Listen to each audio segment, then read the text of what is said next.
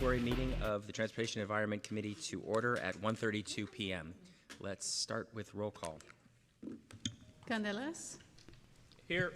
Ortiz. Present. Foley. Here. Davis. And Cohen. Here. Thank you. All right, I just want to start by reminding members of the public that in their public comment, they should be on topic and related to city business and business of this committee, and remain respectful. We will start with the first item on the agenda today, which is our report from about integrated solid waste management.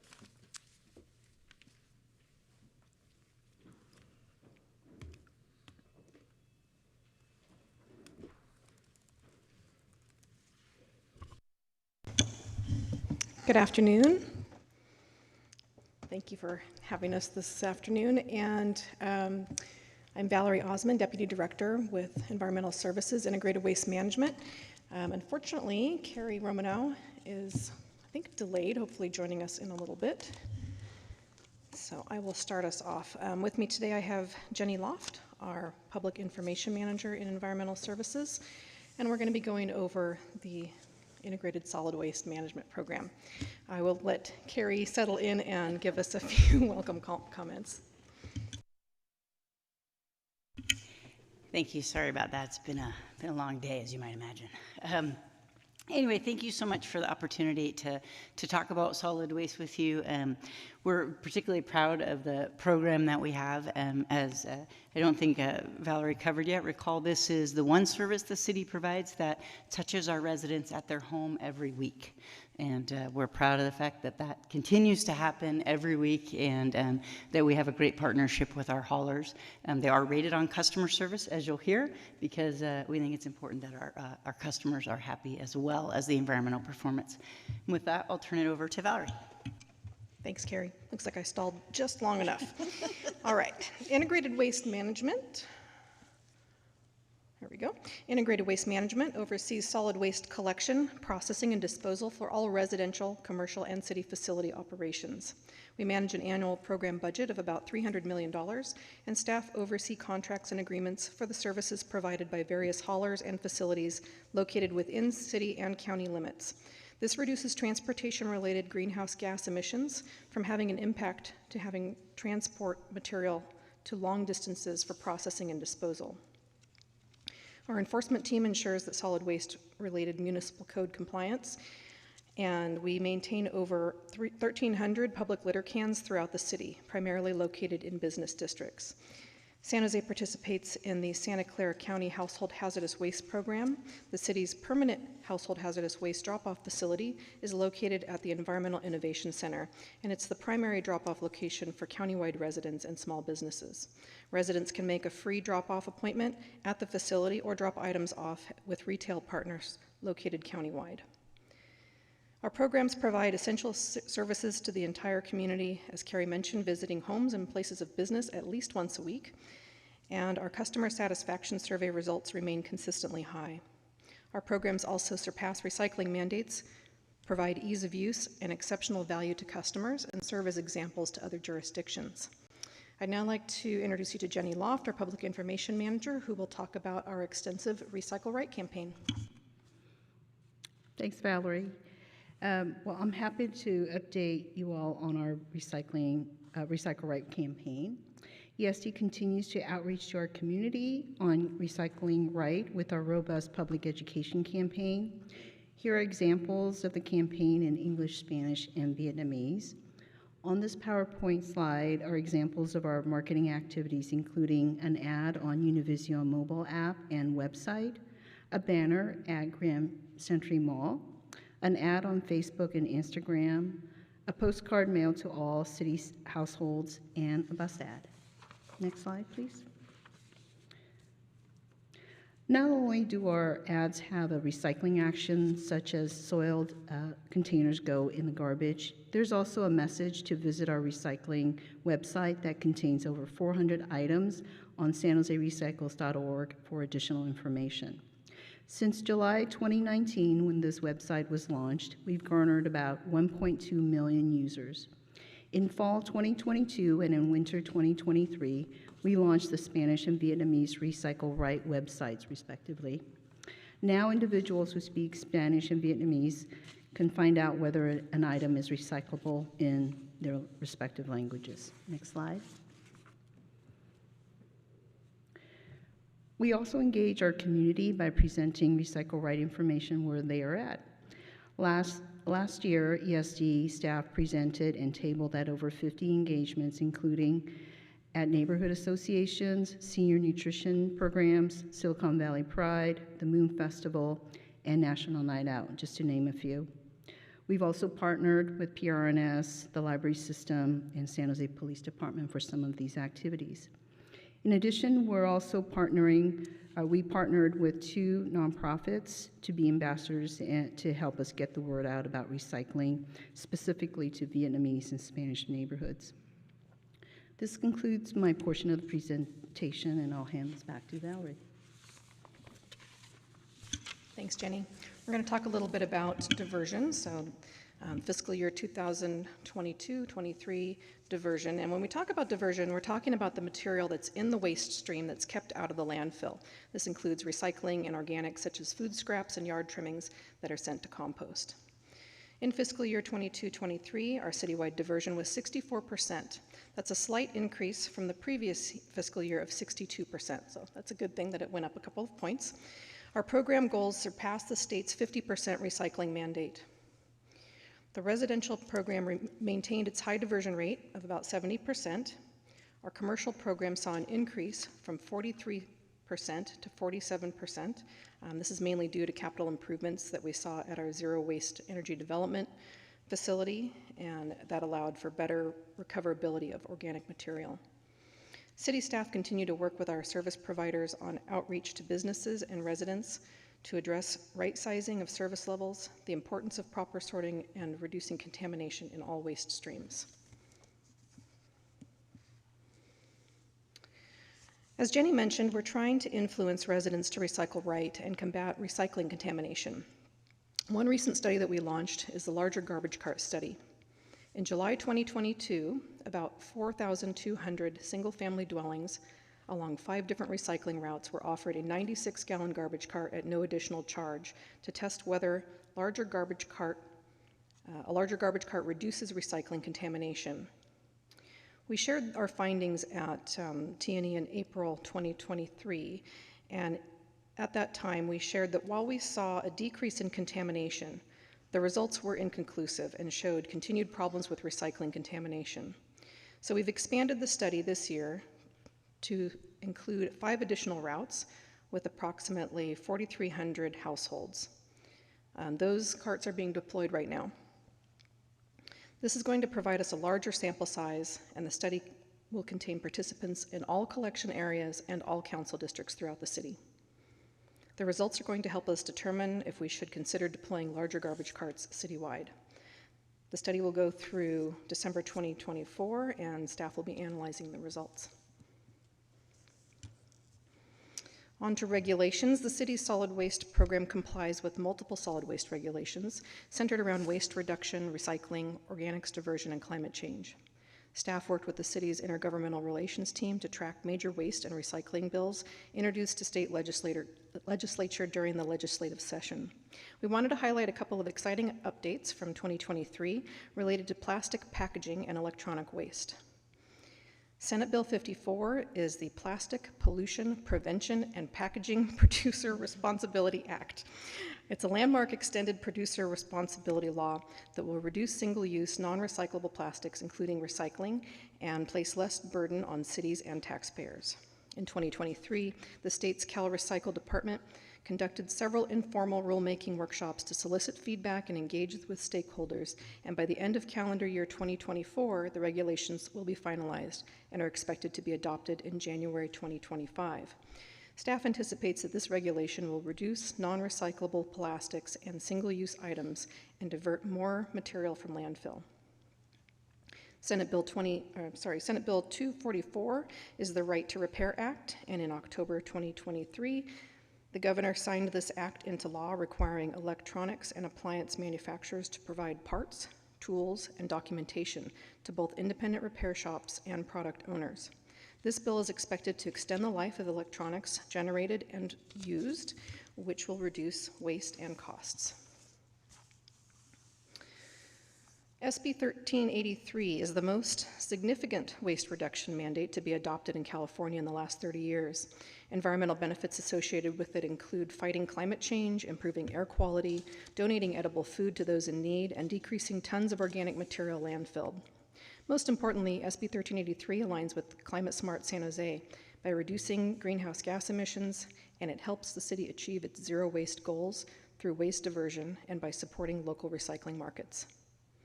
This slide shows a list of accomplishments since February 2023, which are partially supported by $1.45 million in grant funds. Those are through April 2024. And we've also applied for an additional $1.58 million in grant funds to use from March 2024 through April 2026 to continue implementation efforts. So our next steps in integrated waste management, we'll start with the zero waste element. We're working towards finalizing the zero waste element, which will be incorporated into Climate Smart San Jose. We're currently conducting stakeholder engagement, which is underway through February 9th. The community has various channels to leave their feedback through a survey, email, phone call, directly on the element via the online portal, and there will be a virtual Zoom meeting which will be held tomorrow evening from 6 to 7:30 p.m.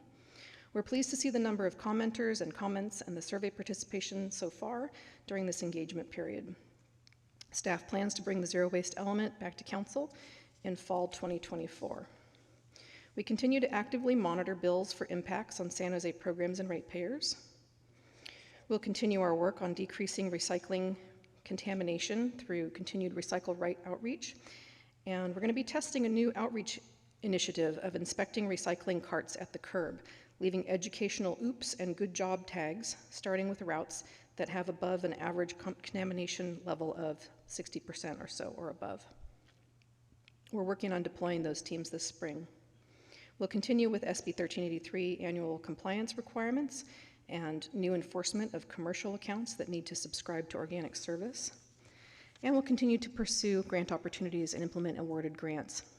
ESD was recently awarded a $50,000 household hazardous waste grant from CalRecycle for targeted outreach to increase program participation, and is moving along with a CalRecycle beverage container recycling grant to distribute recycling tote bags and solid waste enclosure signs to multifamily dwellings. And with that, we are available for questions. All right, thank you so much. We will start with public comment. Jordan Maldo. Jordan Moldow, District 3. Thank you for the report, and thank you for your good work on recycling and landfill diversion. I wanted to speak briefly about the pilot program with the 96-gallon garbage carts. These carts are very dark. They're very hard to see at night for people who are cycling on the road.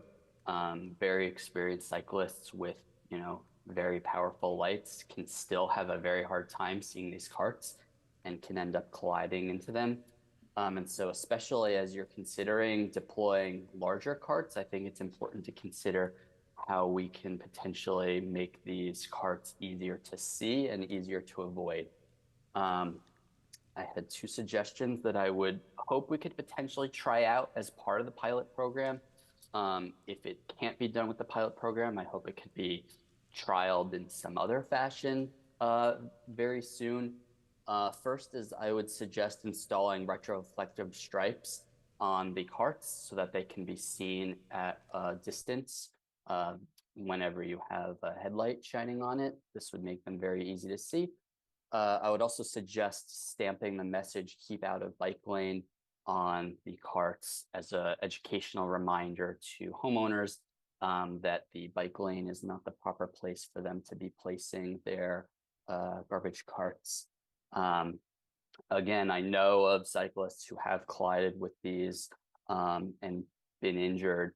And so I think it is important to take steps to reduce that, especially as we are pushing carts that are both bigger and will also be heavier if they're fuller with garbage. Thank you. Hao Jun Lee.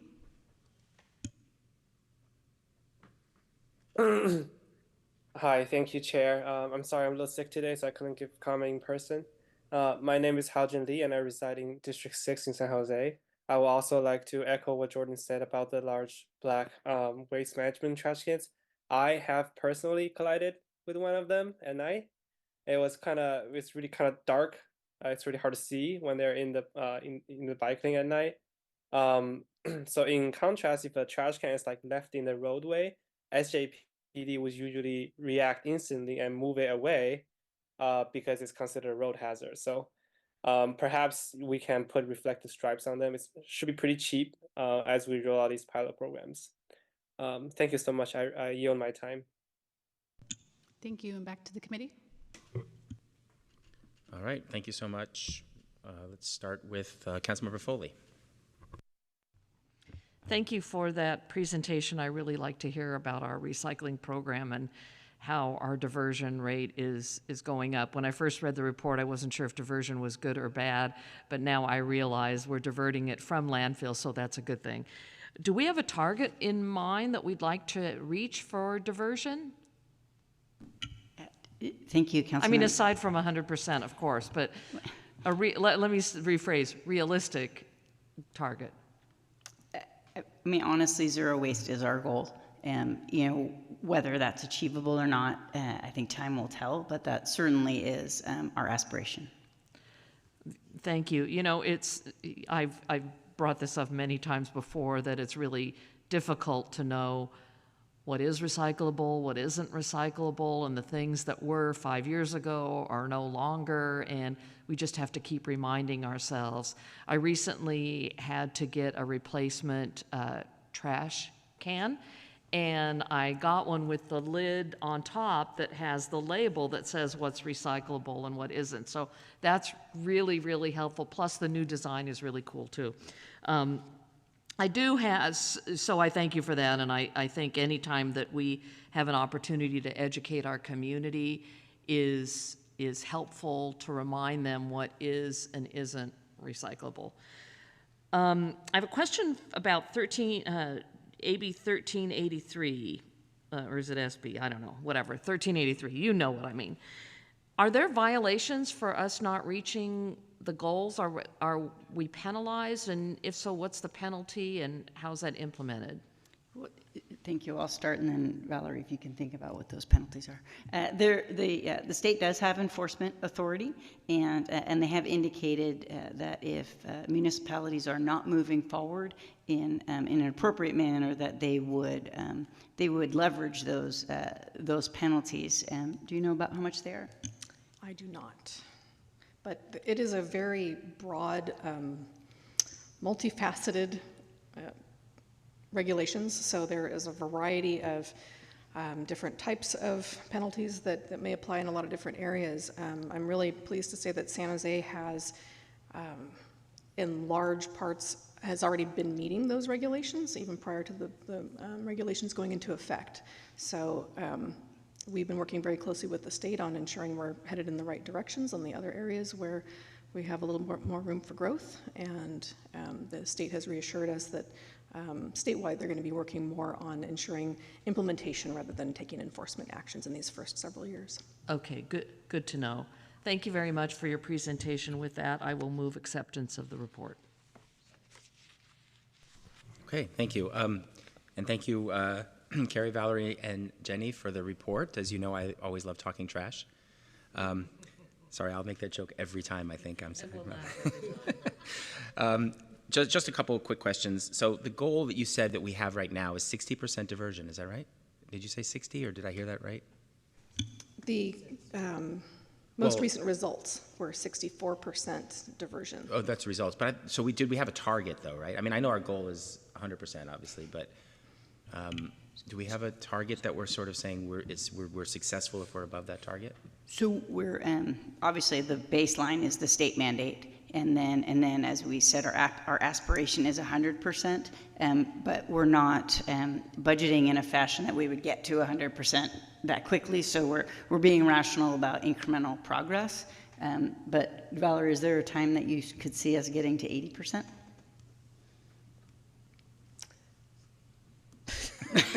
Maybe. Trying- No pressure. It's Yeah. within my lifetime. So I would Yeah, say don't. probably 75% is Okay. is a good target that we think would be achievable in the next little bit. And is there an explanation as to why our commercial numbers are as low as they are?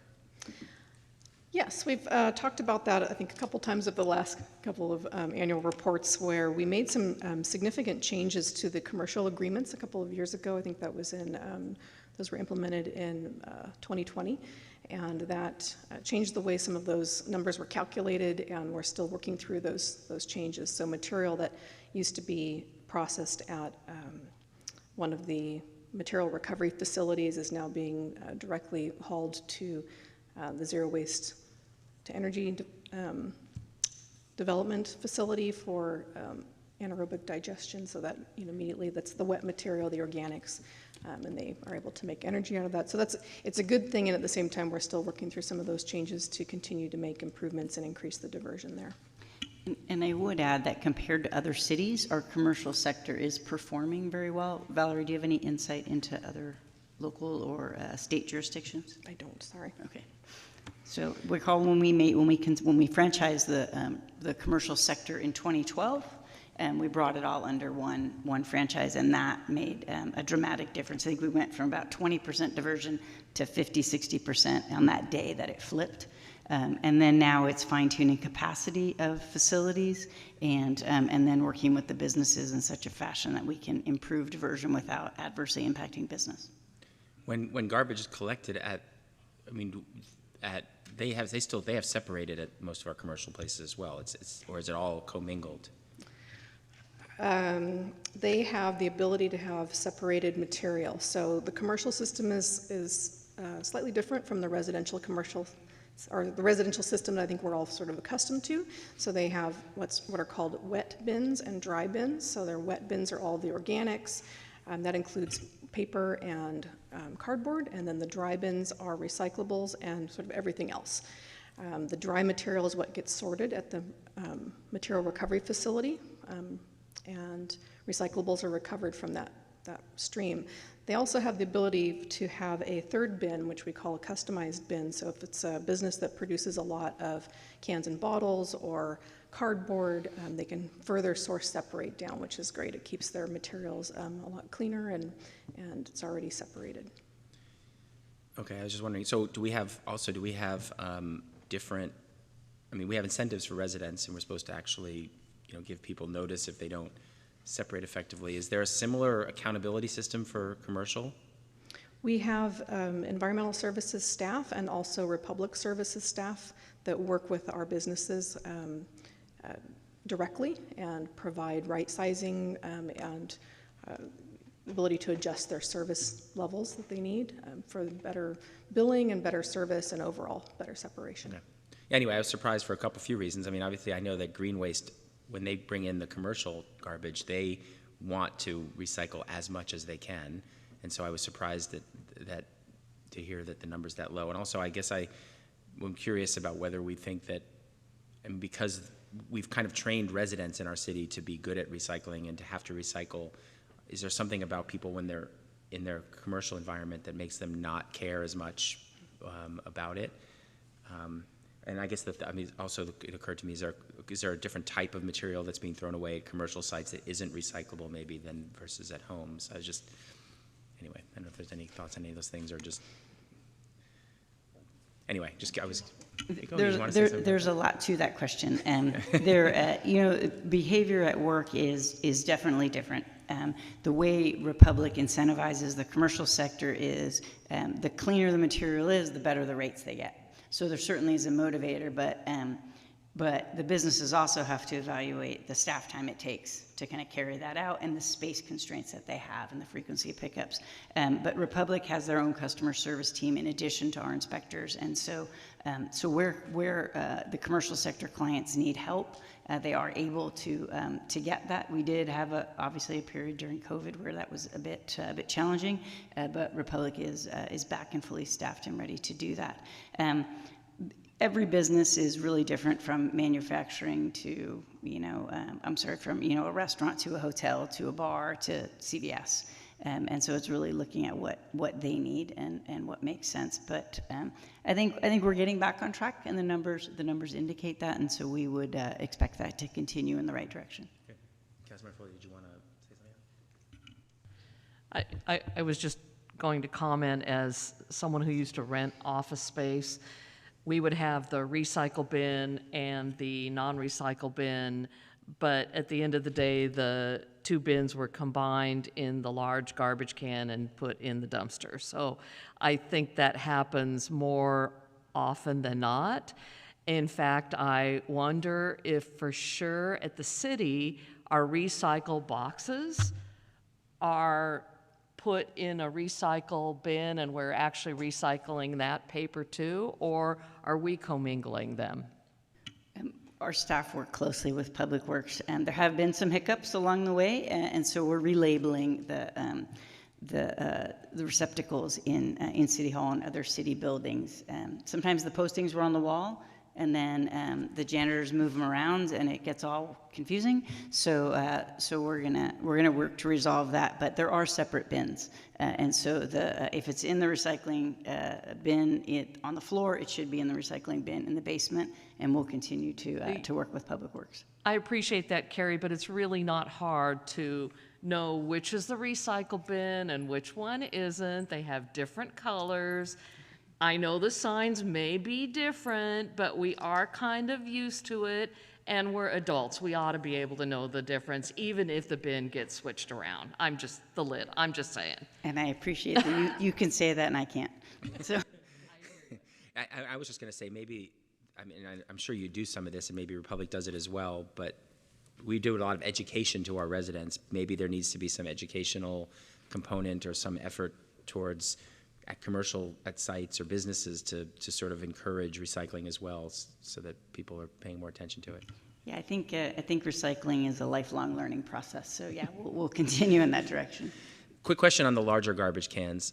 Obviously, our goal is to have a cleaner stream that comes in the recycling. I'm wondering if we're going to have any way of measuring whether just having a larger can just means more of the recycling will end up in garbage because they have more space there. Will we be able to tell? We will, and so but the initial study, so there are 450,000 containers in our residential stream, and so we don't want to replace that, even 200,000 of them, without a lot of thought, because they are expensive. And so, as you know, we like data a lot, and the data didn't show us enough to say that it was worth the cost of all those carts. And so, the way we do the route assessments, we're measuring both what's in the garbage fraction and then is the recycling fraction cleaner. The reality is the recycling carts are so contaminated now that I wouldn't expect to see the reverse, although the garbage is also back end sorted. So we would collect a can and bottle if someone accidentally put it in the black cart. Okay, yeah, that's good to know. Thank you. Yeah, and of course there's the part of me that talks about reduce, reuse, thinks about the recycling, all of those recycling carts, all those garbage carts that are going to have to be discarded when you give new garbage carts out. So anyway, all right, well, thank you. I think we don't have any more comments, so we'll move to a vote to accept the item.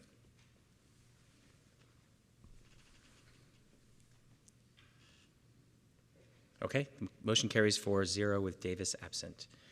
So now we're on to our second item on the agenda today. We have citywide pavement condition funding maintenance program delivery status report. We'll let John Risto kick this off.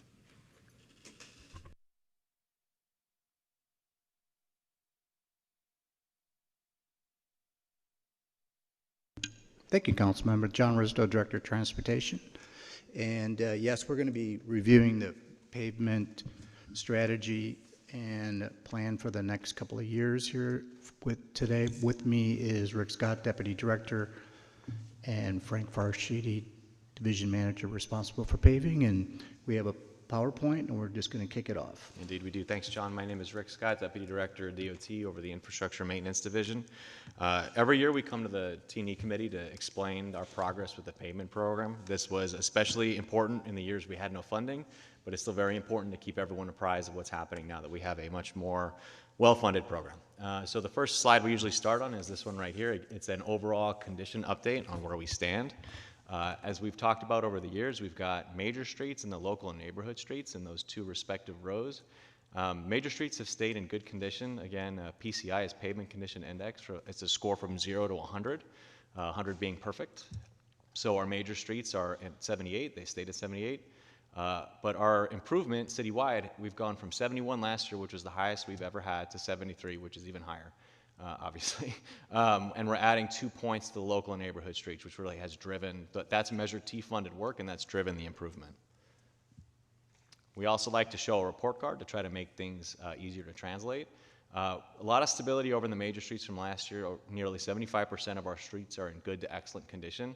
But when you look over in the local streets, Frank and I were talking about this right before this meeting. When we started Measure T, I think that A and B category was like 22, 23%. So there's been a huge improvement. We have 56% of our local neighborhood streets in good or excellent condition, which means that the Measure T dollars have made a huge difference. And again, you can see the respective PCIs next to the total mileage of the network up there.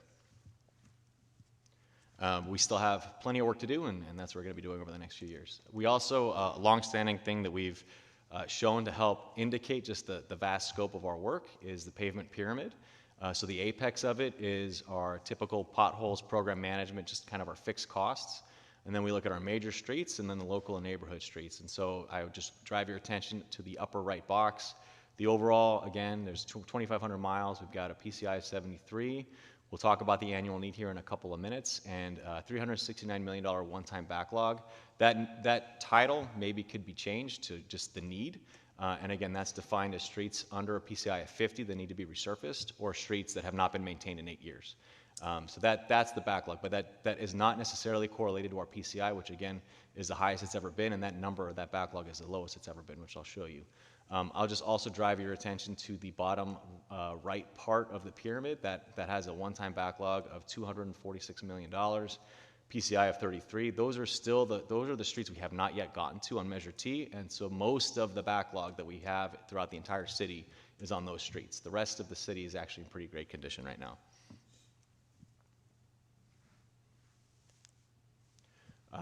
We also like to see where we've come from. Frank and I joined the city joined the team right around 2016. We were at PCI 62, so again, we're at PCI of 63. Measure T was 2020, so that's when stuff really started to climb again. And SB1 and a lot of our other funding sources came to be in about 2018, 2019, that time frame. So there's been a consistent, steady trend of improvement, especially noteworthy over the last few years. And then the 10-year funding status, so this, I think this makes it pretty clear. We talked about Measure T, we talked about how it goes through 2028. You can pretty clearly see what happens here when Measure T goes away. Fortunately, you see we have VTA Measure B, which is the little blue part of the bar chart, and then we have our state funding. All of these levels are much higher than they were 10 years ago, so we will have a solid program when Measure T is gone, but it will inevitably lead to a decline in our pavement condition, which will, as described in the memo, and we can go into more detail later. So there's a $70.2 million annual funding required to maintain our current PCI. Luckily, over the next 10 years, we have an average funding of about 71.8. That's in the memo. So the Measure T and the higher appropriations and some of the other categories drive that higher average, but as you can see, that does go down. Even though the average is higher in fiscal year 27-28, the annual funding level does go down to about $54 million, and that's pretty much our steady state. Once Measure T is expended. So that'll allow for a pretty solid program. Again, when Frank and I started with this team, the program was at about 13 to 25 million a year. So it's pretty solid, but again, we know what'll happen over time if the roads are not invested in continuously. And then this is actually, if you're looking for a Measure T plug, we have a pretty solid one here. So in 2018, we showed a trend line where we ran a 10-year projection to see what our maintenance backlog would be 10 years from now, or 10 years from 2018. We saw that was $1.1 billion and was continuing to trend upwards. Every year we run that again. We don't show every single one, it would get pretty busy. But for comparison's sake, the green one is the one we ran last year, and the blue one is the one we ran this year. So as you can see, by 2027, 2028, our one-time backlog, we said it was $369 million this year.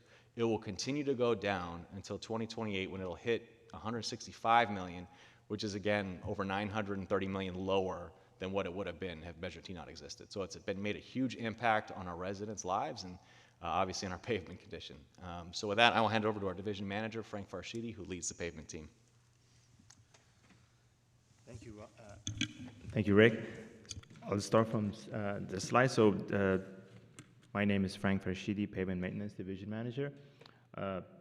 Our pavement production history is shown in this current slide. So the overall trend, as you can see, is going upwards. I wanted to highlight a couple of points and explain a couple of milestones. So in 2019, and you see that spike of 289 miles that we were able to do.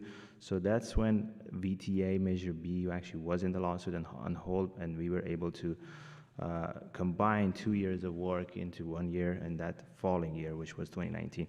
So our actual residential work started then, but when we started complementing that funding with Measure T, we started with doing the worst streets, so those require more resurfacing, are more expensive. So the mileage has, as you see, from 2019 to 2021 went down because those were the first few years that we were dealing with a lot of really bad streets.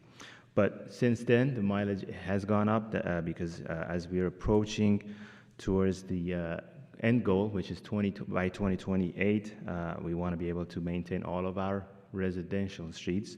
That mileage is going to vary, and again, that's because the treatment is it's based on the need of the streets, and on average, we are now in a position that we are maintaining better streets and we're doing more pavement preservations. So for 2024, so this is showing our pipeline of projects that we will be doing for this year. So total, we are going to do 33 projects. So the breakdown of that is 12 of these projects are on major streets and 21 are on residential streets. And we also have been using the strategy or delivery strategy of using minor public works contracts. So we have 21 minor projects for this year and 12 major. So the minor projects are less than 1.2. Usually we combine, the size of those projects are around $650,000 to $700,000, and we specifically procure and attract small local businesses for the prep work that we do for our payment program. Our delivery strategy remains the same based on neighborhood streets and zones throughout the city. So we have found that very efficient way of delivering our program. We will still be using that. Besides that, we also consider a range of criteria as outlined in this slide. As you can see, we consider the geographic spread. We also look at the equity. We have that as a performance measure tool now that we track every year, and we also use it as a planning in the planning stage of our program. This slide just gives you an idea of what we treated last year in 2023. So just to highlight two of the main treatments that we do in our program. So the pictures on the top are typical examples of what we call pavement preservation strategy or sealing treatment, some before and after. So these are streets that are on average in better conditions, PCI anywhere from 60 and above. We are able to effectively treat them with that strategy. It's a lot less expensive compared to the bottom pictures. As you can see, that's when the streets are in a worse condition. The cracks are interconnected. There are a lot of alligator cracks, and they go deep down, and it requires a more major rehab, which we call it resurfacing, but there are different treatments in that category as well. Our local and neighborhood streets program. So for 2024, we are still going to do 15 minor projects, and 6 of those are major projects. These are, again, by major we mean, projects that are anywhere from $12 to $15 million. We follow the public works procurement process. We're still at the, doing the low bid process, and we attract different contractors, and we were able to do our work. So For this year's program, we will be maintaining 182 miles with a total funding of 56.5 for residential program. So on this slide, we wanted to highlight a couple of strategies or innovations that we've been doing in the area of sustainability and green infrastructure programs. So our strategy has been to pilot actual practical and proven technologies that are available first, learn lessons as we go, and then go into full implementation if it is a successful program. So the first one that we have on this slide, so low carbon cure, we started piloting this back in 2022 on small scale with our local supplier and contractors. It turned out to be a successful one, so we were able to procure a specification that actually is now 50% less carbon, has a 50% less carbon footprint compared to a conventional. And for this, for the pilot, actually, we received an award from the local ACI, American Concrete Institute chapter, for the first agency, public agency, to procure such specification. So in 2023, we implemented the full program for our concrete curb ramps, and we built more than 10,000 of these every year. So all of our specifications have been updated to this new environmental friendly procurement process. The one that we are looking into piloting this year is the second one, called permeable interlocking concrete pavement. So with this one, we hope to maximize two objectives, which is have a long life pavement as well as address the stormwater runoff.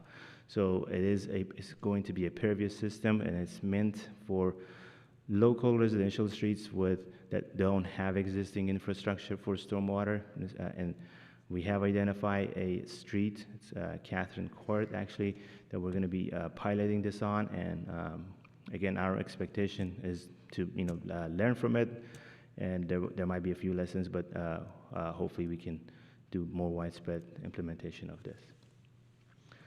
So with that, I'll conclude the presentation. So our investments in the streets definitely have yielded results. As Rick mentioned, we are now at a very good category PCI of 78 for the entire city. Our local streets continue to improve, so definitely those have a little bit more catch up to do because we started a little bit later. But they're also looking much better. So compared to 60 that we had back in the days since 2018, we are at PCI of 69 as of end of last year. Our backlogs have significantly decreased, and one point that we wanted to definitely make across is our future payment funding remains unpredicted and unstable. So we, after the Measure T sunsets in 2028, and then also with the electrification, that's statewide electrification, our gas tax, we anticipate to go down. So that's an area of concern. And as a reference, Measure T is currently 30% of our funding that will sunset in 2028. We have 2,519 miles of streets. Our goal still is to maintain 10% of that every year, because we've figured that is the rate of deterioration of our network, and if we can stay ahead of that, we will be able to keep our network in a very good condition for a long term. And with that, we're happy to answer any questions. All right. Well, thank you for the great report and the great work on the pavement projects. We're going to start with public comment. We will go to Zoom. Jordan Moldo. Jordan Moldow, District 3. I had some questions and comments. So it's my understanding that when a road is being repaved, if it appears on the 2025 bike plan with a class 4 bikeway, then that is supposed to be installed. And I believe that that is happening. But is it not also the case that a class 4 quick build should also be installed if it's called for in the bike plan? Because as far as I can tell, the roads that have been repaved over the past 2 years, some of them do have class 4 called out in the 2025 bike plan, but I don't think any of them have actually been installed. In fact, in the last 2 years, it looks like we've barely installed 0.4 miles of class 4 bike lanes across the whole city. So I hope that we could do these class 4 quick builds during these repavements. I know it's possible because Caltrans is doing it on El Camino during its repaving project this year. Secondly, a lot of the repavings that have happened, I've seen these letter G's spray painted on the asphalt, indicating locations where green paint or thermoplastic is supposed to be installed. And months later, there's still these G's and no actual green material. And so I'm wondering why that isn't installed at the time of the repaving and the restriping. I really think it should be installed before we can actually consider the project complete. And a lot of new bike lanes, people still use them to park in. I feel like the iconography is insufficient. I feel like a lot of the new bike lanes are just a stripe and maybe a small sign on the side of the road. I feel like we need to make the words bike lane and the stencil printed much more prominently and more regularly. Along with enforcement and red curbs. Thank you. Blair Beekman. Hi, thank you. Blair Beekman. I just wanted to quickly comment a thank you that you talked about the concepts of permeable pavement, I think is what it is. I'm interested to learn that concept and what exactly that means. And I think that's a really important concept, the future of our as part of a whole process of electric car use and moving towards a more sustainable green future.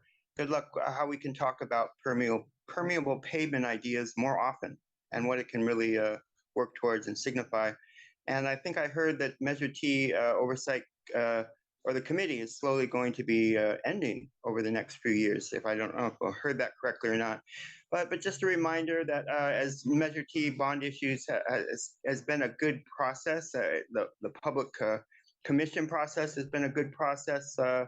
It's offered public oversight and accountability practices that it's really important that we've done that. And I thank you for that. And I hope we're interested in always wanting to look for ways to offer better openness and accountability with the public in our practices. Thank you. Hao Jun Lee.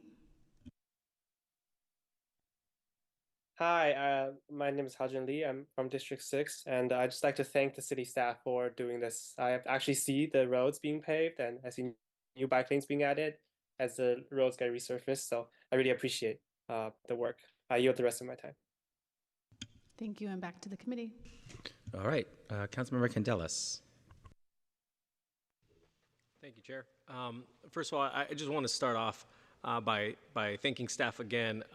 You know, DOT is one of those departments that, you know, residents measure success from their driveway, and so you know, what better way to get good constituent services than to repave roads and to be out there, and you all are certainly doing a good job working with not just our wonderful San Jose staff, but with contractors and those folks involved in the actual repaving, because it's a lot of work, over 240 miles, I think, of repaving roads and or treatment for our roads.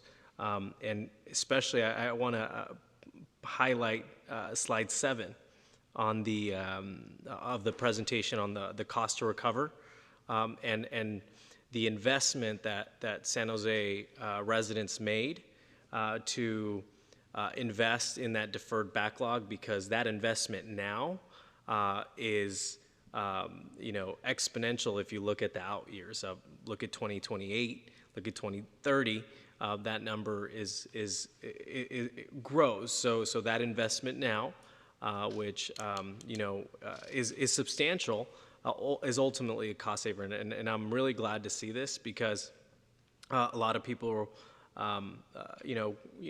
have questions on how much are we really investing, and is it worth it? But this slide alone it does a great job of explaining that. So thank you for showing that.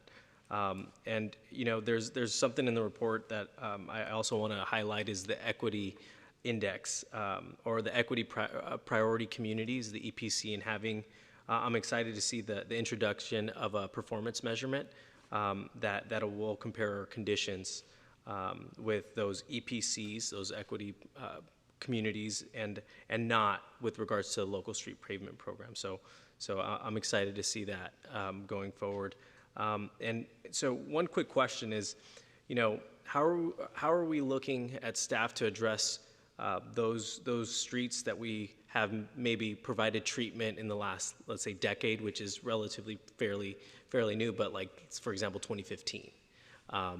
There's the example I'll give is in my district on San Felipe Road. We did, I don't know if it was a resurfacing or a slurry seal in that section of my district, and if you drive down it now, it's a PCI of 65, but residents will think it's like a 30 or 40, and rightfully so. It's riddled with potholes, but I'm curious to hear staff's perspective on how are we going to address those streets, and where is that going to fall in the prioritization of the schedule going forward, given the drop we're going to see after Measure T, and possibly with less gas tax dollars because of the increase in electrification. It's an easy question, right? Yes, real easy. John Risto again. So if that was 2015, it's coming up on its 10-year life if we were doing a sealing on that. So it's on our books to actually then come back up again, and we determine every year what we base it on the treatment or the condition of that roadway, among many other things. But if that one's coming up, then that's going to be one that we'll be picking up. See, that one wasn't in our program. We really started this whole Measure T thing 2018 or so. So that's outside of that. So it's probably coming up for another treatment coming up in the near future. It might be on our 5-year look ahead. I'll let Frank answer that. He probably has everything memorized, but it's been about 10 years, so it's coming up. Okay, well, thank you, Director Risto. Or I could also take my question offline, and we can certainly talk about it. But it's that example of how are we looking at 10 years with treatment and or city activity. It can be considered good by some standards, but for our residents who drive on these roads, and including myself, it's like, there's these potholes that could be addressed and should be addressed. Not to say that you're not, but I'm curious. I was curious more to understand the philosophy of how we're approaching these segments of roads that we may have or may have not been working on over the last decade, specifically years 5 through 10. Sure. So kind of as John said, there's a reason pavement's never fixed. The second you put it down, it starts depreciating. So that's why we have our preventive maintenance system, our pavement maintenance system that tracks these things.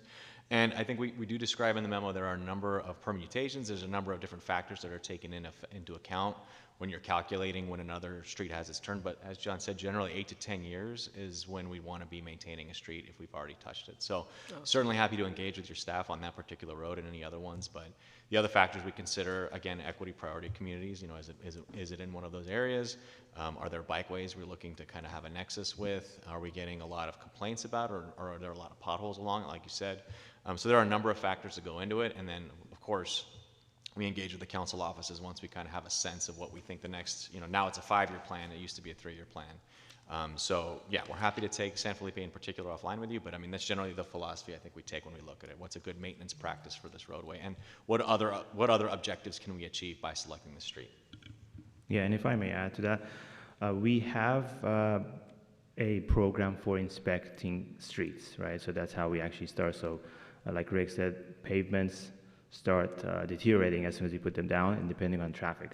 What really deteriorates pavements is truck traffic. So streets, are going to vary in life. We might get 5 years in one street or 10 plus in others. Our PCI is based on that. So MTC requires us to actually inspect every 3 years on major streets. We have a more proactive program for that. We do every 2 years, so those PCIs get updated. And our current contract with a consultant who does that is actually ending this year. So we're going to go out to procure that pretty soon here, and we're actually excited about that because there might be technologies that we are able to actually do it sooner than 2 years. So if we can get the entire network, so we can get more of these inspection more often, so we know where the streets are deteriorating faster. We also gather another index, right quality. It's an IRI, International Roughness Index. It's specifically what you mentioned. So that's what people really feel like, right? I mean, they're driving, they really don't know what PCI means, but they want to know how smooth they're. So it measures the smoothness. So we also gather that and we look at that. So. All right. That helps explain. That helps to explain how just our overall process, and I'm glad you all are thinking through that, especially around the 5 to 10 year mark, which is usually about the lifespan of it. So no, I appreciate that, and I've also had conversations not just about San Felipe, but the Meadow Fair neighborhood that just got resurfaced, and we saw cracks in those streets. And something I learned is we also have warranty periods based on the contractors that we hire to be able to have some accountability with our residents who think they got shortchanged on the work and the quality of the work in their neighborhood. And so I appreciate staff's diligence on that and making sure that we're focusing on quality outputs and quality work product for our residents. The last thing I'll touch on, and Blair kind of mentioned it, the permeable, the PICP. Where's that? How are we going to do pavers, and where are we going to get them, and how can I get them in my district? So first thing, Councilmember Candelas, San Felipe's plan for 2026. Oh, cool. John was able to look that up in our handy story map. And then the second point, I think there are particular, and Frank is the PhD, but there are particular elements that make Catherine Court a compelling candidate for this treatment. A big piece of it is that it's a concrete road. There's not many of those in San Jose, and they last a really, really long time. The reason it's pretty challenging to do that on asphalt pavement is because, you talk about sealing, that's a preventive measure that we have. If you do these permeable pavers, you can't seal that street anymore. So the preventive maintenance isn't able to happen. But if it replaces a concrete street, it actually makes a lot of sense because we're not going back there probably for a generation regardless. Whether it's concrete, or whether it's a permeable pavement solution, both of them are going to have roughly the same outcome. So that's why we're exploring. It's the first time we've done it. So we're going to learn something, and hopefully it goes pretty smoothly, but we'll learn something either way. And then yes, our goal I think would be to find other candidates. And vast majority of our streets are not concrete, but there might be some others out there that we could try this on. Wonderful. Well, thank you. Right? This is the first time my light flashes, so with that, I'll just move acceptance of the report and with the sincere appreciation for the work that you do. Thank you. Thank you. All right, Councilmember Foley. Thank you for the report. I always like my annual meeting with your team on what streets are going to be paved in my district and seeing the end coming to the conclusion of all of the streets in District 9 and the whole city. I think it's great. And as Councilmember Candela said, it is one of the things that our residents really can visually see. They see first how bad their street is in their minds. Although if they travel to other parts of the city, they may see streets that are much worse condition, but they also know that the streets are going to be paved. So I also appreciate your website and the ability of our residents to go and see when their streets may be paved and how far out they have to wait, because that does give them some pause to know when it's going to be. But if it's next year, they can wait. If it's 2 years, they can still have a little bit of patience, and they understand it's coming when they see their streets on the list. And unfortunately, my street isn't there yet, but it will be. It has to be because it's at the end, right? The other thing is that I really appreciate the report Rick, about the minor projects and the major projects. And the minor projects, that's where we're able to utilize smaller contractors. Is that correct? And utilize, rather than doing everything as a big project, we've broken it up into bids, Correct. into pieces, so that benefits smaller businesses. That is correct. That's great. I'm really glad to hear that. I always really enjoy hearing this report, but I have one question for you. We've had a lot of rain over the last couple of days, so how is that going to affect potholes and our streets? It will. We've I think I saw the report. We had about 30 potholes called in. So usually those are handled in about two days is usually what it takes. But yeah, there certainly will be impacts, and we probably don't fully know what those are yet. So luckily it's the wet season. We're going to have probably a lot more potholes. But then once we get out of, and again, our teams will respond quickly. But once we get to the dry season, we can kind of regather ourselves, look at what options we might have, and again, we've got our pothole team, we've got a patching team, and then we have a lot of things we can do. So That's great. This report is really good news as far as the backlog being addressed and what we have going forward. So thank you very much. I just want one question. It's about utility work on streets. So when we do paving, I know that there's a strategy to say we don't allow utilities to dig into that street for 12 months. Usually on the first day after 12 months, I'm probably kidding there, but soon after we often see utility come through, cut trenches in the street. We just had that happen on Hofstadter now, a whole series of trenches. It's been a little over a year since it was paved, and people are contacting me and asking about it. I just want to know more details about what to tell the public about it, and also make sure I understand in what condition contractors are supposed to leave the street after they do that, given that the streets have already gone through the repaving. Thanks for thanks for the question, Councilmember Cohen. Chair Cohen, sorry. So when we have the utility cuts, we do have a 2-year moratorium that is generally in effect for resurfaced streets. If a street is sealed, that moratorium doesn't apply. Is it a 1 year if it's sealed, or is there no moratorium at all? So there's no moratorium at all for preventatively maintained streets. So that process is managed through Public Works Department, but we do work very closely with the utility section and kind of make sure that if there is, very rarely, I think, is there an exception to the 2-year moratorium. It does happen from time to time. An example would be like a water project that Valley Water needs to urgently do, so they'll have to break moratorium. There's certain fiber projects that have to take precedence, so that does happen from time to time.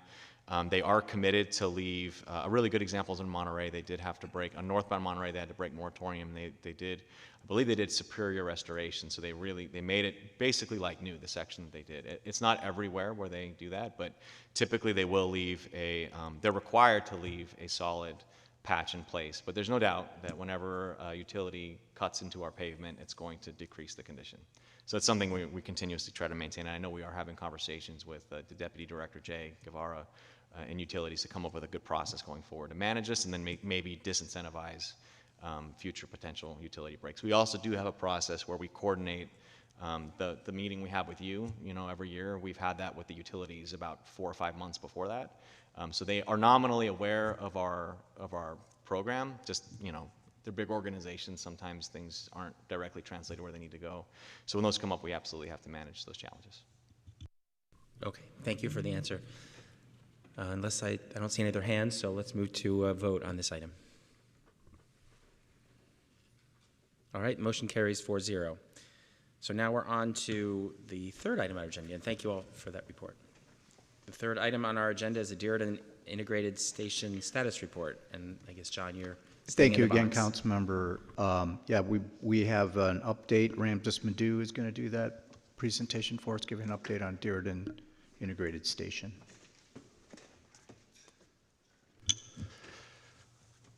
Afternoon, Chair and Council people. All right, I'm going to go through an update on the Dearden Station and Airport Connector projects, mostly on the Dearden project. We're going to be coming back later this calendar or this fiscal year, diving deeper into Airport Connector. As many of you know, Dearden Station is one of the most important transit nodes on the entire West Coast. It already has more converging services there than any other station in the Bay Area, and we're expected to see major additions with BART and high-speed rail adding to that mix. And it is also the gateway for both the high-speed rail to the south as well as into South County and beyond. Yeah, and we're also expected to see a great deal of population growth, both on our own projections as well as the regional projections that will support the station. A lot of that growth may happen directly around the station. As you may remember, Diridon Station has already been going through a lengthy redesign process that started with the Diridon Integrated Station concept work. This diagram represents the output of that work, where 3 major gestures towards what a final redesign would look like were made. One was looking at elevating the tracks. And this creates a great rail operational environment, and importantly, it creates an urban connectivity project, helping stitch together the communities around the station. It also creates a station that becomes a place in itself, right? As we have seen around the world, stations can be pretty incredible projects that help neighborhoods become much more vibrant. Through retail and other activation type uses. Another piece of the decision making that was done there during DISC was talking about 2 concourses, one on Santa Clara Street and one near San Fernando, creating optimal passenger flows and an integrated station for more of the different neighborhoods around the station. And thirdly, the decision was also made to keep tracks mostly in their own and the current alignment. There's some, particularly to the north, a little bit of track realignment that we're going to have to work out, but most of it is keeping within the current alignments. Now, work is ongoing currently with the many partners at the station to find what a next iteration of this design work will be. These are the major elements that we're wrestling with right now to try and pull together what will be a very involved project. Everything from the PG&E substation, which is just next to the station, to the Diridon station, which is quite an old station and is involved in a lot of the electrical upgrades that we're talking about in the city, to how it's going to integrate with BART, Silicon Valley, light rail, airport connector, all of these kinds of things. There's a lot of different pieces to try to make a station successful. One of the pieces of work that we're working on with the public is what to do with the historic station building. The historic station building is a registered public landmark and could play a role in the future of the station. We're still trying to figure out if it can, but right now we're looking at some concepts that could keep it as part of the San Fernando or Southern Concourse. In particular, we're looking at how we might be able to reuse the station building that's out there. On the left is the current alignment. As many of you know, you go in through the front of the building, and to get to the tracks, you have to go down through the ramp to get out there. What we're looking at is if we can keep the front part of that building, where the mural, the big, well-known mural is, and the old historic waiting areas, and see if we can open up more throughput. The building currently could not actually deal with the amount of folks that need to move through there. And so what we would need to do is open up what are currently the windows on the north and south side of the building, and turn those into pedestrian concourses as well, bringing folks into the station and creating that capacity.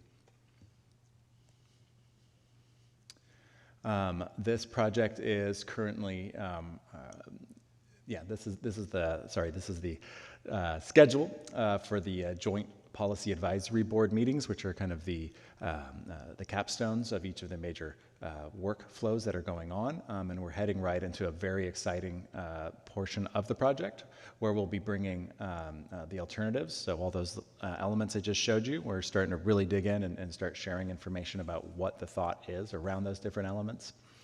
and talking about what are the major development trajectories that we're looking at.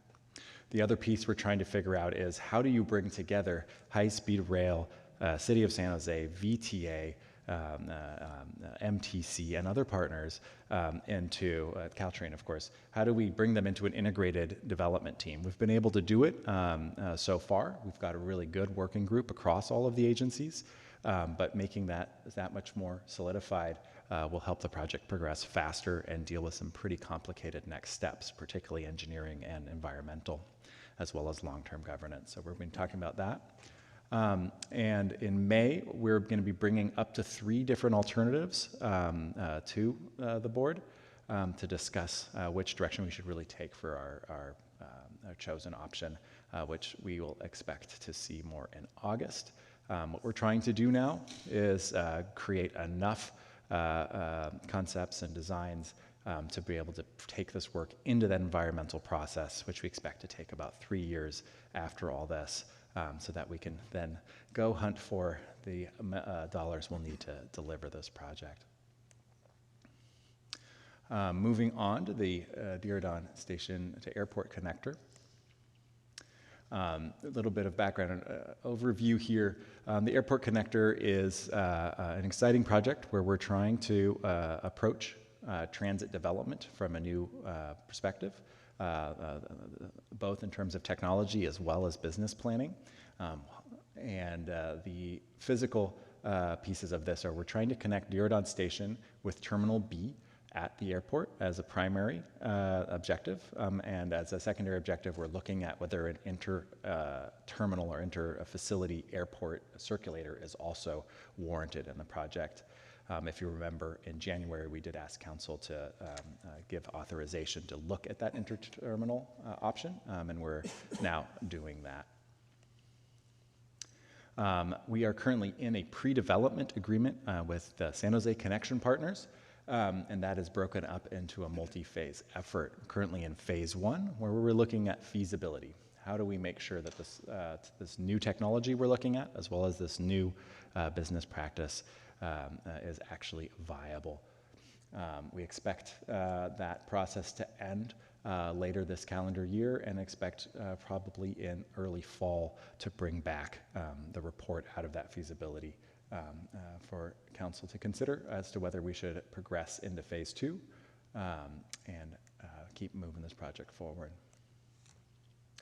Out of phase 1, we expect a feasibility alignment, which we're just about done with, which is basically a first go at what an alignment would be so that we can create base engineering on top of it.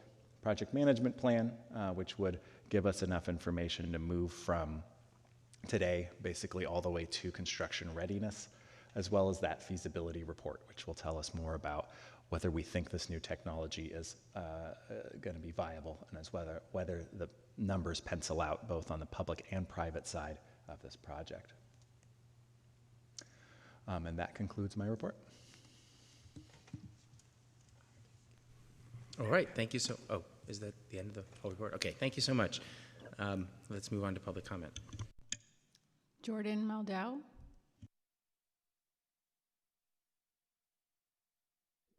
Jordan Moldau, District 3. Thank you for the report. It's a lot of exciting stuff.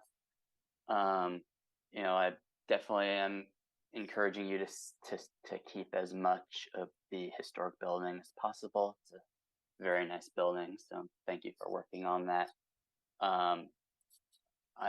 One thing I really like in the current plan is the fact that it connects the 2 halves of West San Fernando Street back together with a bike ped path. So thank you for that. And I encourage you to keep that in future iterations of the plan. In particular, definitely keep it as bike and pedestrian only, and don't try to add automobiles into that undercrossing. But yeah, definitely excited to see easier access between the 2 sides of the station via that West San Fernando extension. And really looking forward to, hopefully easier access via that corridor to the VTA light rail platform, and perhaps all of the Caltrain platforms as well. Let's see. In terms of airport connector, I do wonder if the city, if VTA isn't going to do it, I wonder if the city could potentially investigate in the shorter term before a real connector is built, whether a bus could run between Diridon and SJC, because I think it's really important to move SJC away from being so car centric. Right now, it's really difficult to get to SJC without a car. So I think like a express shuttle that just runs between SJC and Diridon could be very beneficial, or potentially a shuttle that runs between Metro Light Rail and SJC, and then people could take light rail to Metro from Diridon. Thank you. Blair Beekman.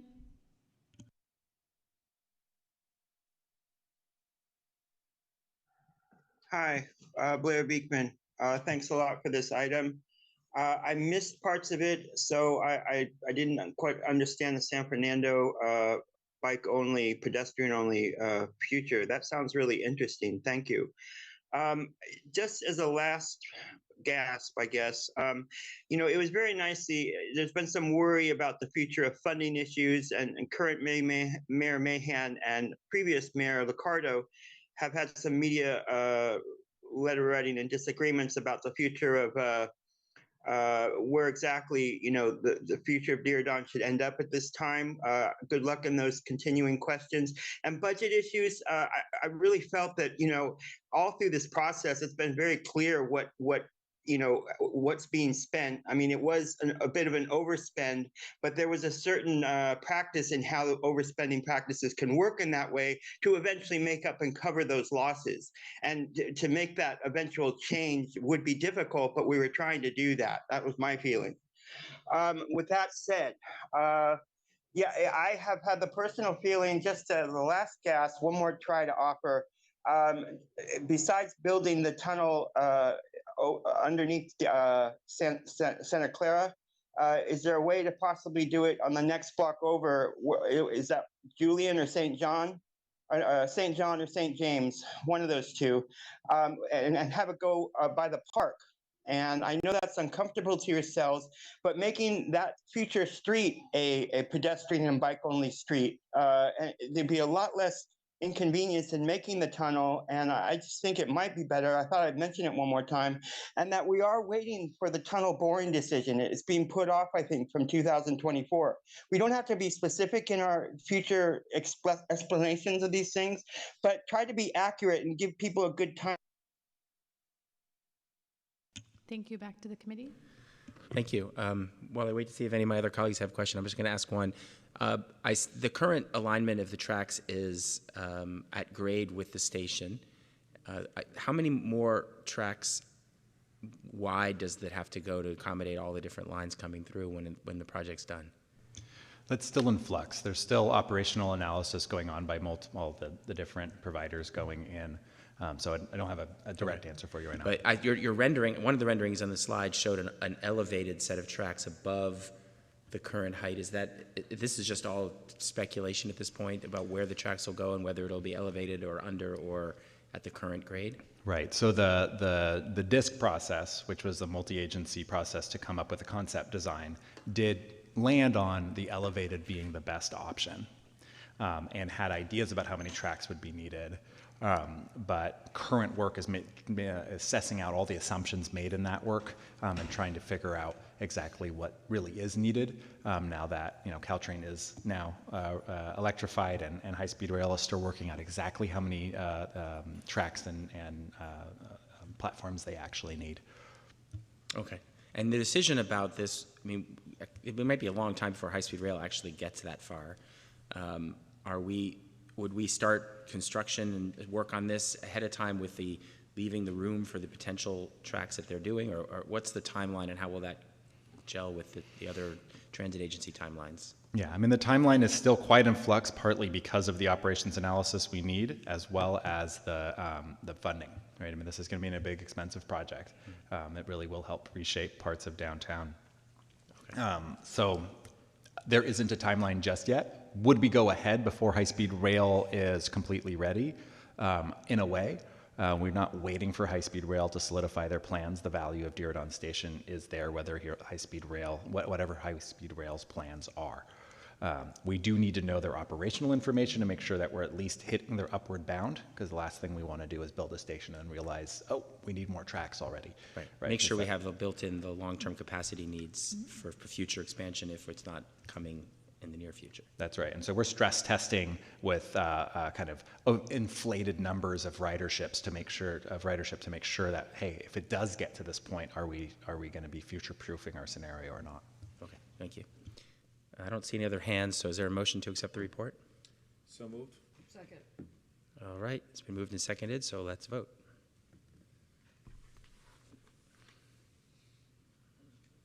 All right, that motion carries 4-0. Thank you for the report, Ramses. We're going to move on to our final report today, which is our Transportation Activities Annual Report. Thank you very much. And yes, this is the last one. And Zaire Golzada, Division Manager for our regional program, is here to provide that presentation. Thank you, John. Good afternoon, committee members and members of the public. I'm Zaire Golzada, Division Manager, managing the Department of Transportation Regional Highway Project Team and DOT's Transit and Rail Team. Today, I will briefly provide you an overview of the key goals of the regional program. Then I will focus on two projects, the 101 Blossom Hill Interchange Project, which was completed last year, and then the Trimble Interchange Project, which is still under construction. Additional information on these and other regional highway projects can be found in the regional highway section of the T&E report.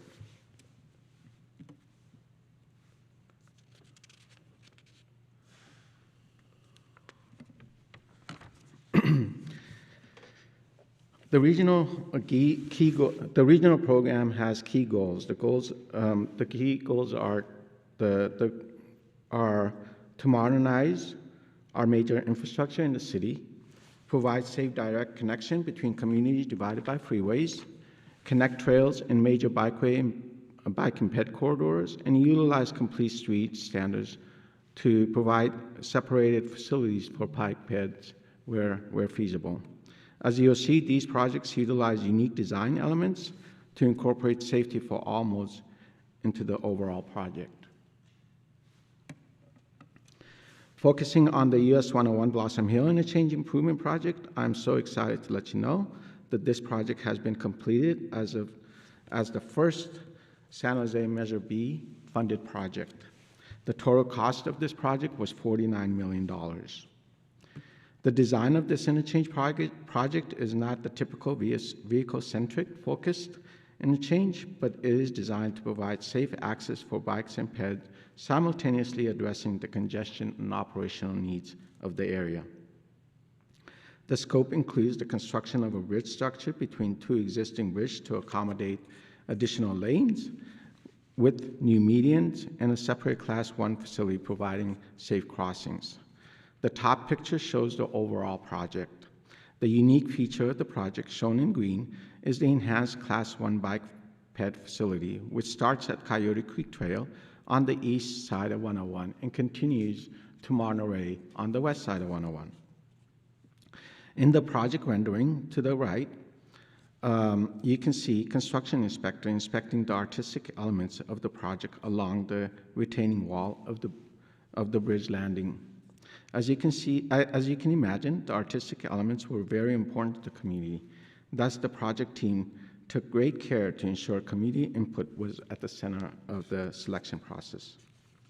The final art elements installed, including a bicycle gear design on the screening walls and an oak leaf design on the undercrossing and retaining walls. Once on the west side of US 101, the bike ped facility starts to descend back down to continue to Monterey Road with a new sidewalk connecting Xander's Crossing at the west side of 101. The bottom right picture shows the two undercrossing under the southbound on and off ramp after the project was completed. It is important to note that the undercrossing structures were designed to maximize the light by providing large openings, creating a safe, comfortable facility for all users.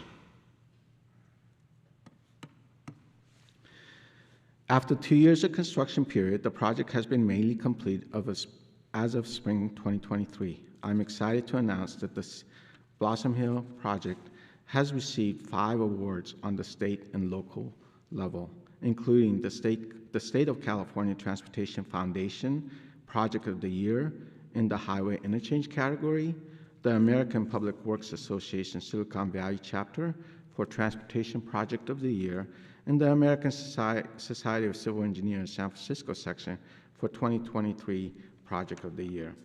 And a couple of other notable awards are listed on the slide. These pictures are of the project team at the various ceremonies, including staff from VTA, staff, city, Caltrans, and consultant. As you can see, these projects require the cooperation of multi-agencies to complete. The next slide shows the 101 Trimble De La Cruz Interchange Improvement Project located on the north side of the airport in the North San Jose area. The project sits at the City of San Jose, City of Santa Clara, and County of Santa Clara jurisdiction line, as well as within the jurisdiction of the San Jose International Airport approach area, with the oversight from the Federal Aviation Administration and Caltrans, making the project that much more complex. In addition, this is San Jose's second Measure B funded project. We also applied for $25 million SB1 funding, which was awarded. This actually created a savings to the Measure B of $25 million. As with the 101 Blossom Hill Interchange project, the US 101 Trimble project also uses unique design features to enhance the bike fed facilities crossing the otherwise busy vehicle-centric interchange. The main improvements include replacing the existing vehicle bridge because it does not meet current seismic standards and operational needs. The new bridge will accommodate additional lanes to support the area operational traffic needs.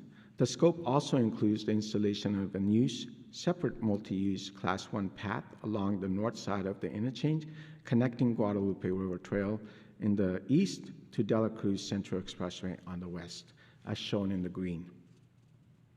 Starting on the right side of the picture, at the Guadalupe Trail system, the multi-use facility will continue from there through the new modified signalized intersection of Seaboard Avenue, De La Cruz, and Trimble intersection, including at this intersection are bulb outs and shortened crossings, for shorter crossings for ped bikes. The enhanced bike ped facilities will continue crossing a narrow single lane northbound on-ramp, climbing with Trimble profile to avoid the major off and on ramps at the grade crossings. The project provides a separate ADA compliant spiral ramp, under crossings, and staircase for those who wish to shorten their route. This project broke ground in September 2021 and has been progressing rapidly, with most of the work focused on the bridge construction. This slide shows the progress of the bridge structure. This is significant scope of the construction of the project. These images shows the concrete prep pour work conducted by our contractors. The carpet of steel rebars you see in these two pictures provide the strength and flexibility to the bridge structure, allowing the bridge to carry thousands of vehicles per day and withstands California's strictest seismic requirements.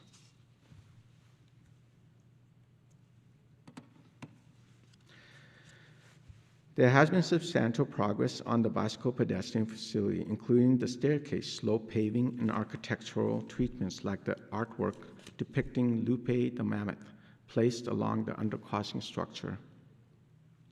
Lupe the Mammoth decor was named after the Guadalupe River mammoth fossil site discovered in 2005. Other notable features include the open-air undercrossing seen under construction. This is similar to the Blossom Hill open-air undercrossings. Lastly, the new constructed staircase creates a shortcut to those who wish a shorter route. The construction of the US 101 De La Cruz Trimble Road Interchange project is progressing and is expected to be complete by late this year. with an estimated cost of $76 million, of which $25 million was SB1 grant, $46 million was from Measure B, and the remaining from our local match. Thank you so much, and I'll turn it over to Ramses to continue. Hello, Ramses Madhu, Division Manager, DOT again. I'm going to quickly cover the Monterey Corridor planning we've been doing.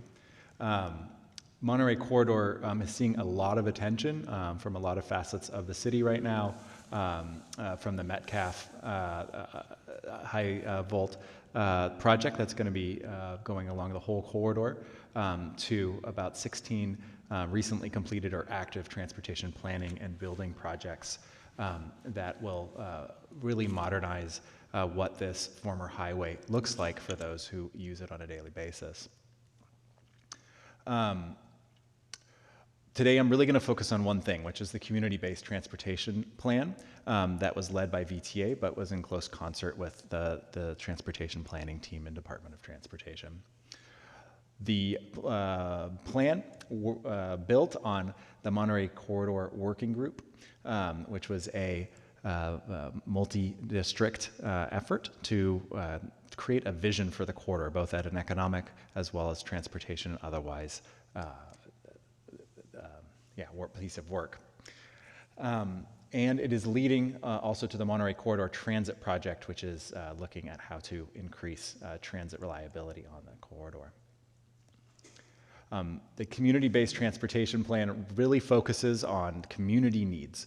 What are folks who live and work on this corridor needing, and how can we improve the corridor to help them do that? Looking particularly at historically underserved populations, there's a lot of communities of the communities of concern in that area to help us plan this corridor. You can see here the breakdowns of the identities of those who we surveyed through this process, did our absolute best to get everything across ages, across income types, and across the race and other types of diversity on the corridor to make sure we were getting all voices in the pot as we created a recommendation. You can see here some of the outcome of that outreach, particularly the online survey, where folks were able to identify where they saw problems and what kinds of problems they were. Unsurprisingly, the Kirtner Avenue and Monterey intersection and Capitol intersection were the two highest noticed points on the map. As you may know, Kirtner and Monterey is one of our focuses for our Vision Zero projects right now because of the few deaths recently, and one even only about a month or two ago. A lot of the work on this corridor has to do with safety. This was a former highway that carried traffic from South County up into San Jose, and is no longer that service. 101 takes that function over, and we need to transform this roadway into something that works for all folks using it. So you can see a lot of the summary of needs focuses on safety, which has to do with crossings, which has to do with markings, which has to do with better lighting, signal priorities and things like that, as well as making the transit service better. All right, this is one of a very important transit corridor for the county, bringing a lot of folks from South County up into the jobs-rich areas north, and making sure those buses are getting reliable travel times, as well as the bus stops having good amenities. The plan breaks out its recommendations into a few categories. A lot of them, again, looking at pedestrian safety, bike safety, keeping the traffic calm. Now, the plan didn't only look at Monterey, it also looked at the neighborhoods immediately surrounding it, so we wouldn't be putting any traffic calming directly on Monterey per se, but in some of the roads potentially surrounding it. Other categories here include school safety programs, making sure folks are being taught how to use the road safely at an early age, increasing bus stop amenities, and transitioning the roadway over to a grand boulevard as it is actually designated in the general plan. with that, I'll conclude the report. Okay, thank you very much. Let's go to public comment first. Jordan Moldo. Hi, thank you for the report. First, thank you for the Class 1 trails that are integrated into the 2 interchange projects that you highlighted. Class 1 is really the only good way to go when you're building bike connections across an interchange. Otherwise, it's just not going to be safe and people aren't going to want to use it. So thank you for incorporating the Class 1. And also thank you for your designs on the Monterey Highway, especially the idea of removing travel lanes. Unfortunately, the policies of San Jose and VTI are only to build Class 1 trails on interchanges when feasible, rather than requiring it. In the packet, one of the projects which was not presented was the 101 Zenker project, which is proposing to build something like an 8-lane overpass over 101, and it will have a Class 4 separated bike lane rather than Class 1 completely separated trail, because apparently there's not enough room after you factor in those 8 lanes. So really, I feel like the city should really focus on Class 1 being required, not just when feasible. I also want to connect this to the other previous 2 agenda items.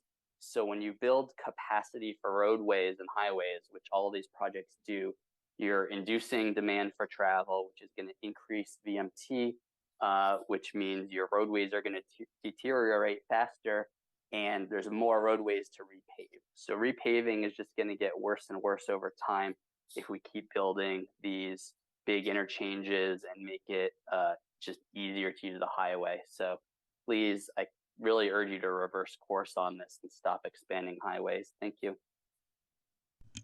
Hao Jun Lee. Hi, thank you, Hao Jun Lee from District 6. Thank you, Chair Cohen and Vice Chair Davis and members of the committee.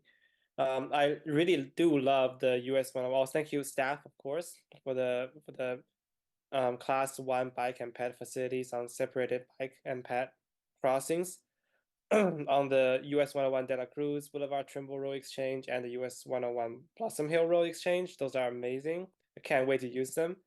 And as Jordan said, I would also recommend the same Class 1 bike and ped facilities to be planned for the I-280 Winchester Boulevard Interchange project and the US 101 Zenker Road project. I believe both of them are also in District 6, which is under Vice Chair Davis, which is also where I live. So that's all. Thank you. I yield my time.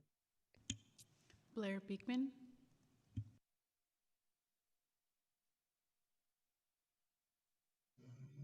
Hi, Blair Beekman. Thanks a lot for this item. Thanks a lot for the words of the previous public comment describing the future of repaving. To me, permeable pavement means the ideas of, say, rubber and silicone, not necessarily concrete. Good luck how to really think of flexibility in the future of paving. That's an important concept. There really is good ideas. We have to address the future of trucking, and good luck in thinking of flexibility in terms of paving. For this item, you talk about safe streets, complete streets, Vision Zero. Thank you. I guess you know how important tech accountability practices are with the future of Vision Zero and complete streets to myself. We can't just talk about one side of the issue. We have to be accountable with the public in our practices as how to build the future of peace and sustainability and positiveness. And so it's a real commitment that we work towards accountability with all the new tech that will be placed within Vision Zero and complete streets. I didn't quite understand if you talked about items of the future of east-west bike pathways, like in South San Jose. I think that's a really important concept for our future that I hope is being considered here on this sort of item. And just an overall hope that, thank you for this item again, and that we talk about, projects, we may not have specific exact dates for things, but if we can give some, generalities and people can get a sense of how projects are going, that's important. To build accountability in these sort of presentations is important. Good luck in that effort to share information and knowledge and ideas with the public. Thank you. Thank you, and back to the committee. Okay, I don't see any hands up. Thank you for the report. I'm excited to see the Trimble 101 project opening later this year, which will improve transportation of all forms at that area, including that innovative bike lane loop. And I'm looking forward to seeing the Zanker 101 project begin to appear on these reports as it gets closer in the future. Do we have a motion to accept the report? Move to accept the report. Second. Okay, it looks like we have no more comments, so we'll move to a vote. All right, that motion carries 4-0, and we're on to open forum. Blair Beekman. Hi, thank you, Blair Beekman. Thanks for the meeting today. I got a letter from Paul Soto a couple days ago that he got a memo from somewhere from last Friday describing Tony Tabor has written out a memo that the Zoom meeting process is going to be ending at the end of this week. I was really surprised by this memo. I think many probably are. I hope you can go into some explanations for ourselves and what to expect about the future of the Zoom process, the public meeting process for ourselves as the public. I think it's a bit sudden. I don't disagree with your decision making and your thinking, but I just think it needs a bit more time as it's been a really important part of the community process for years now. And we have to, I just think, have a bit more time in slowly easing it out. If you want to choose the end of February or perhaps, an Easter break, when there isn't COVID around, there still is COVID around, guys. And, I think a lot of people really count on Zoom as a needed public meeting process, to put their part into the process. We need to be considering how to work on accessibility practices after we end Zoom. I have a few ideas in that way. I've written yourself some letters about. I hope we can continue that dialogue. And to the people who are, really creating a problem for Zoom, I think we can understand that their words are kind of childish and we instantly know when they're speaking about something, how to cut them off. I think San Jose has done a remarkable job in that way. I think a great example. I hope it's legal. I think there can be legal ways to do that. And it's not a question so much of free speech. I think they're taking advantage of free speech and what should be a more shared common decency in a public meeting space. Besides that, please don't cut off Zoom so soon. Please give us some time and public dialogue. Hao Jun Lee. Thank you.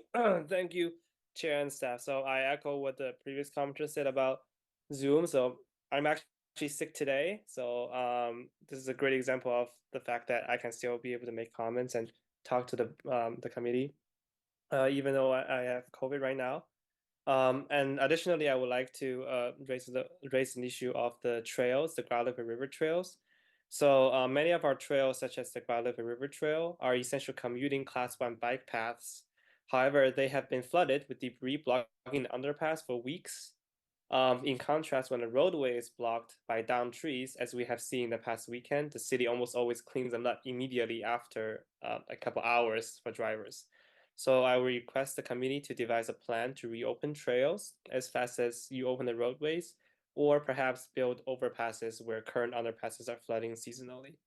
That'll be all. Thank you so much for your work. I yield the rest of my time. Jordan Maldo. I'd like to echo everything that Haojun said. When it's not just that the bicyclists have trails that are blocked, it's that you don't necessarily know if a trail is blocked until you reach it, and then you might have to double back for a mile or more, and then get on say North First Street, which is just very unsafe for cyclists. I understand it's going to be a very long amount of work in order to prevent flooding from happening in those low areas, but other mitigation efforts can be put into place for when flooding subsides, clearing the trails, as Haojin said, deploying safe detours for cyclists, preferably just having a lot more class 1 and class 4 bikeways across the city so that when one trail network goes down, there are alternatives to get you to your destination, because there are people who commute on the Guadalupe River Trail and other trails, and they don't have a gazillion options for detours like car drivers have. So please consider that, especially as climate change worsens. And then I wanted to third all the thoughts about the Zoom public comments. I strongly urge you to reconsider. Again, this storm is huge, taking down power lines and trees, and people driving like maniacs. So I decided to stay home rather than, potentially risking my life to come to the city council chambers in person. I think this is a great tool for people to be engaged in their government. And I realize that the hate speech needs to be curtailed, but I feel like it has to be curtailed in a way that doesn't disenfranchise huge swaths of the population. And I'm calling on the city to put together a task force to see how we could potentially rework public comment over the internet. Thank you. Thank you, and back to the committee. All right, thank you, everyone. We are adjourned at 3:18 p.m.